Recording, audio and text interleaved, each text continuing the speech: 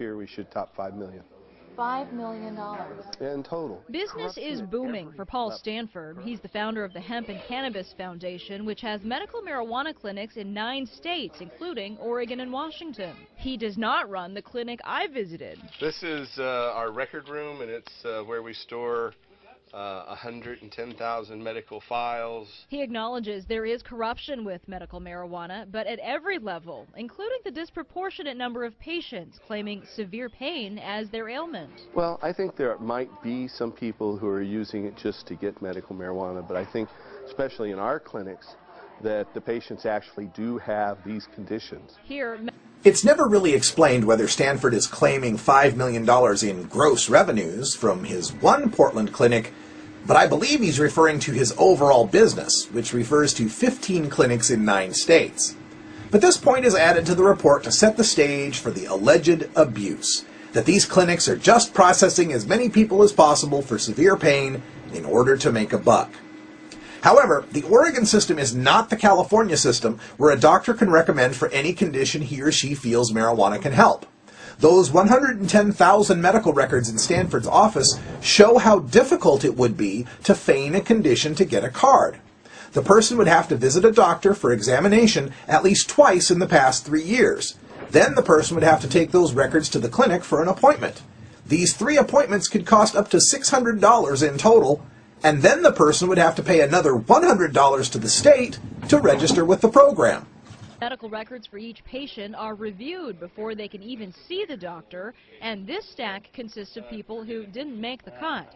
Still, Stanford's Southeast Portland location features Dr. Sandra Camacho, who authorized 8,760 medical marijuana cards just in the past year, far and above any other doctor in the state. We try to provide that door to allow them to be able to use it without any legal issues. Much is made over Dr. Camacho Otero's authorization of over 8,000 medical marijuana recommendations, as if to imply she's somehow unprofessional, or worse, aiding and abetting fraud. The fact is that there are over 13,000 doctors and osteopaths in Oregon, yet only 3,000 or so have made recommendations for medical marijuana in the 12 years the program has been in existence. Ms. Song fails to mention that most primary care doctors in Oregon can't recommend medical marijuana because they are forbidden by their HMO, their VA ties, their federal contracts at their hospital, the insurance restrictions at their clinic, and plain old orders not to do so from their bosses who just don't like medical marijuana. Ms. Song also fails to mention the doctors who won't recommend medical marijuana due to the increased scrutiny they receive from the state's Medical Review Board, a group that is vocally anti-medical marijuana, or for the fear of being called out on the evening news as some sort of Dr. Feelgood. Dr. Camacho Otero should be applauded for her courage in recommending medical marijuana to so many patients who have found pain relief where others would deny them. Over year after year after year, cannabis is by far the #1 controlled substance that comes back through toxicology. Now Ms. Song goes to this police officer for comment on the story, because if you're going to do a story about medicine and doctors and patients, you want a cop's opinion. Sarcasm aside, the point here is to underscore the abuse angle by frightening viewers with the fear of stoned drivers causing accidents on the freeways. It is no surprise that marijuana shows up frequently on toxicology reports following an accident, because of 2 very simple reasons. Number 1, 357,000 Oregonians, or 1 out of 8 adult Oregonians, will use marijuana sometime this year.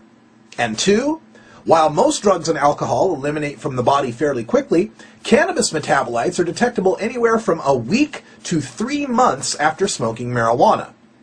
Detecting a cannabis metabolite on a toxicology screen only proves the driver has used marijuana within a week or longer, not that he or she was impaired by marijuana at the time of the accident. The officer's statement here only proves that lots of Oregonians enjoy marijuana. Sergeant Michael Ely is a drug recognition expert with the Oregon State Police. He says from a law enforcement perspective, a medical marijuana card isn't a get-out-of-jail-free card for impaired drivers. They also feel that in their own minds, mentally speaking, that it's okay. That there's nothing wrong with this. It's that attitude. Nobody interviewed in this story, and nobody who advocates for medical marijuana, ever said it was a get-out-of-jail-free card for stoned drivers. But the implication here is that tens of thousands of Oregonians are lying about paying to get medical marijuana cards, which they supposedly think will keep them out of jail when they decide to get high and drive. This is a common feeling among our opponents, who in one legislative session actually supported a bill to deprive medical marijuana patients of their driver's licenses, not for cause, but simply for having a card. Another bill, also defeated, sought to force Oregonians to seek their employer's permission to get a medical marijuana card, citing the potential for workplace accidents. But the facts present a different story. Since 1998, the year Oregon enacted medical marijuana, workplace accident rates and workplace fatalities have reached the lowest levels ever recorded. Oregon's DUI rates have also dropped. And just this year, a double-blind, placebo-controlled study showed that marijuana users drove no worse 20 minutes after smoking a joint than before when they were sober. Rounding out my experience as I leave the clinic with paperwork in hand, the receptionist comes outside telling me he's willing to connect me with a grower. Then this man, the one dressed in camo, runs after me, telling me he overheard my conversation about needing a grower. The Oregon Medical Marijuana Program does not allow for medical marijuana dispensaries. Patients are expected to grow their own or have someone grow it for them, but the program won't make any referrals to these marijuana growers. For most patients, getting their card is the easy part. Finding some medicine or someone to grow it is the hard part. Imagine that you suffer from chronic pain and you've found marijuana will be the best treatment for it, but then you can't find any. How frustratingly cruel.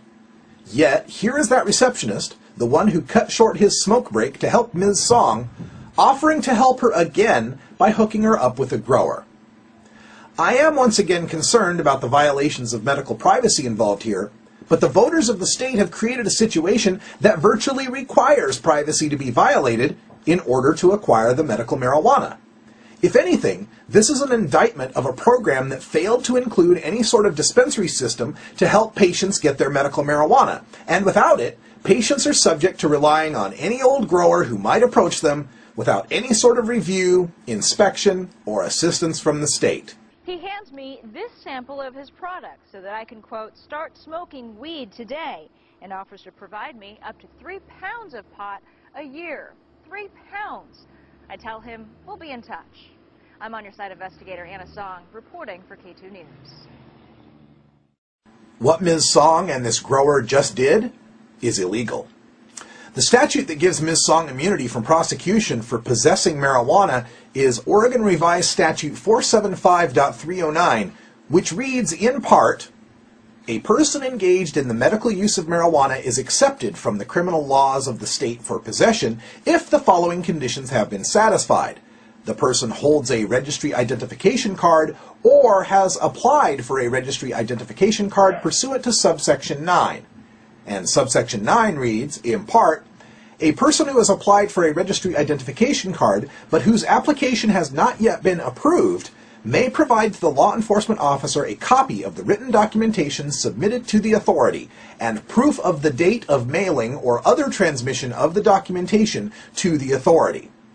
That authority would be the medical marijuana program at the Department of Human Services, and until Ms. Song delivered that paperwork, either by certified mail or in person, she is not protected by the Oregon Medical Marijuana Act.